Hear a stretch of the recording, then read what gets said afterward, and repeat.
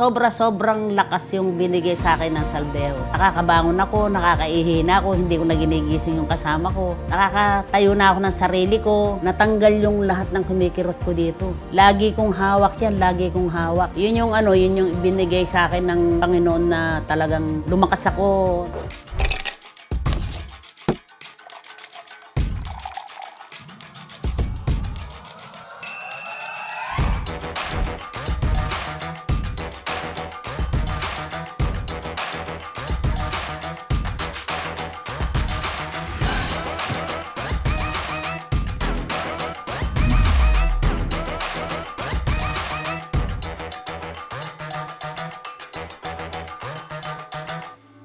Ako si Araceli Tudla, 66 years old, tiga Gandos, Mexico, Pampanga. Partner po ako ni Sister Cel. Matagal na po kaming magsama. Halos 40 years kaming miyabe.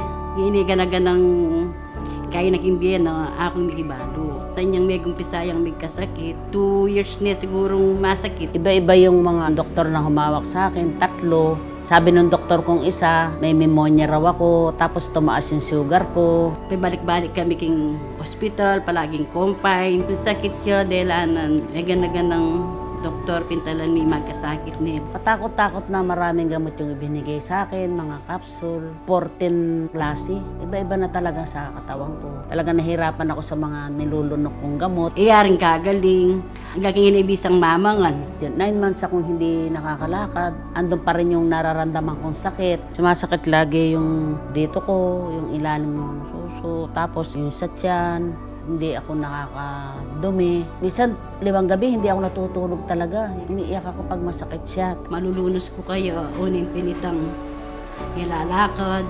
Buat may mani, may abubuat. Aras makakira niya mo, makakira niya kita dapat makanyan. Dalan-dalanan niya rin tao. Hindi ako makalakad kasi hindi na ako makain, hindi na ako uminom ng tubig. Nagsusuka ako. Ganagan ng doktor, ninusabihan ng doktor, pupunta lang mi naman. Nani panulong bibeda sa salwan mi naman. Ngayon, ano pa po itang kayo? Tuloy gagaling. Sabi ko, Lord, bigay pa pong di ng pambiye.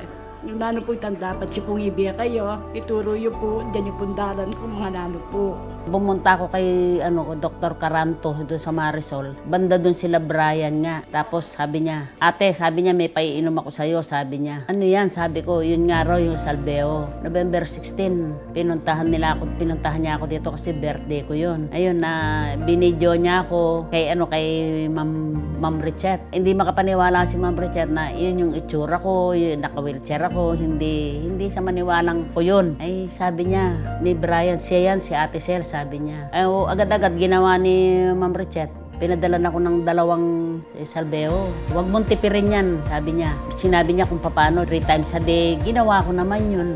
Ginawahan ako dun sa ininom kong yun kasi naubos ko halos 2 ganito. Ngayon, pagkakainom ko ng 2 ganito, 15 days nung nabago ko yung aking nararamdaman. Maragulya po pigbayo, kaya po sabi po kayo, pagpatuloy yan. Sabi ni Migbayo kaya kayan, namin palakas kaya kayan. Sabi po mga niya. Tuloy niya niya po yung katawa na po ngayon eh. Hala niya po ito, dating makarate may ubong ng mati. Ngayon po. Niya pong kataba. May tabaya po, may lakasyo. Ngayon po talik mangan. Manya, dahon na po ko.